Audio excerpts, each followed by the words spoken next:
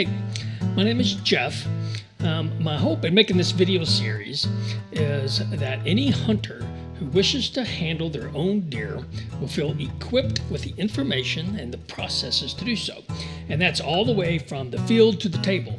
Now, I've made a series of videos that include the hunt, field dress, skin, quarter, and cut and package. Recipes and cooking, well, I'll get around to that later.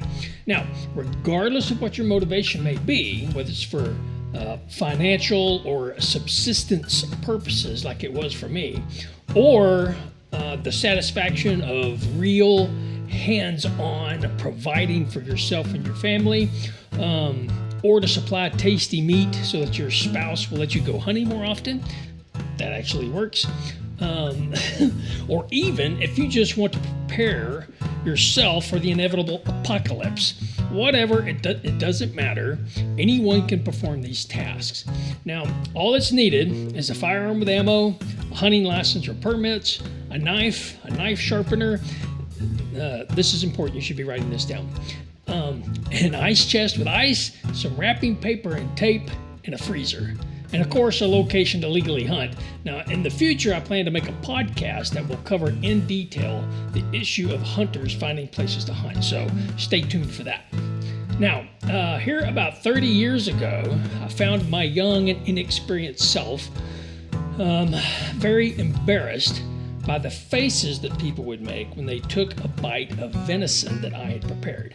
It was gamey and raunchy, and nobody liked it, including me. I know gamey venison is the norm because of the number of people who say they hate it.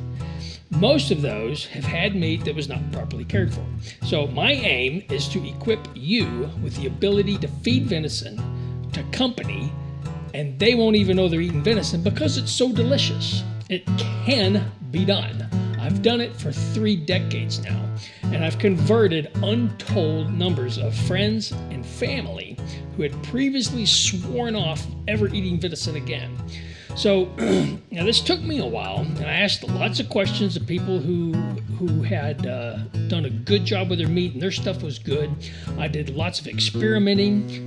So my family and we have consumed over 100 deer just here in the last 15 years. And many people who have eaten with us have asked, how do you do that? So now, I'm not trying to act like or believe for even a second that I am the only guy in the world who knows how to take care of wild meat. That is not the case. I don't believe that. Not by any stretch of the imagination.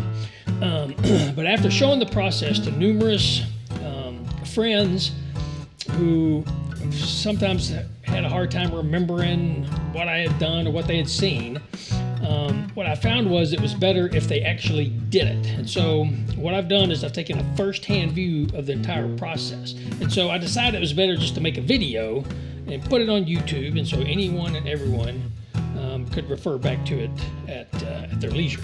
So now, delicious venison starts with the pull of the trigger. Shot selection is important. That is, at what angle is the deer standing? So I'll talk some about that, but most of our deer have been killed with a .223, and we're very picky about shots. Now, before you go hating on me about shooting deer with a .223, check out my video on is a .223 enough gun for deer, okay? It's on my channel there somewhere. You can find it. Secondly, of importance is to, after the deer's been killed, quickly and cleanly as possible, get the meat cooled down. In Texas, even here in the Panhandle, that usually means putting it on ice. Now, y'all that believe that you shouldn't get your meat wet, like the meat-eating guy, don't go hating on me. I've done a well-designed experiment that totally debunks that opinion, okay? I soak my meat in an ice bath. It's okay, I promise.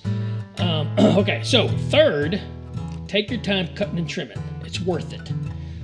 Fourth, learn to cook venison, okay? Best rule is low and slow. Don't ever overcook it. That means you're looking for, on steaks and stuff, you're looking for medium rare and never beyond medium, okay? Now, when you start doing your own processing, you're gonna need a grinder. Don't skimp. I have a half horsepower horsepower grinder, and it has worked fabulously for 20 years. Okay, you're going to have it. Otherwise, you're going to end up wasting way too much meat. Now, believe this, you can do it. If I can, anyone can. You can also save money on the grocery bill if you do it right and watch costs. Okay, now that's a very lengthy topic where people are going to attack me about hunting, lease, and fuel prices, and ammo, and corn, and feeders. And that's why I'm talking about watching your costs. Okay, but more on that later. Okay, now these videos are raw. Okay, I didn't provide you with cool lighting or inspiring camera angles that swap around to make sure it keeps your attention. Okay, it's just a guy with a GoPro on his head doing a job and trying to share it. Okay, so but what you do get, you get a first-hand look at how to take your deer from the field to your table, and it'd be fantastic. You like it, your family like it, your friends like it. So without further ado, please do enjoy, and I hope you learned a lot. And all right, and don't forget, give me a little love by subscribing, but only if you feel like I deserve it. Thanks for watching.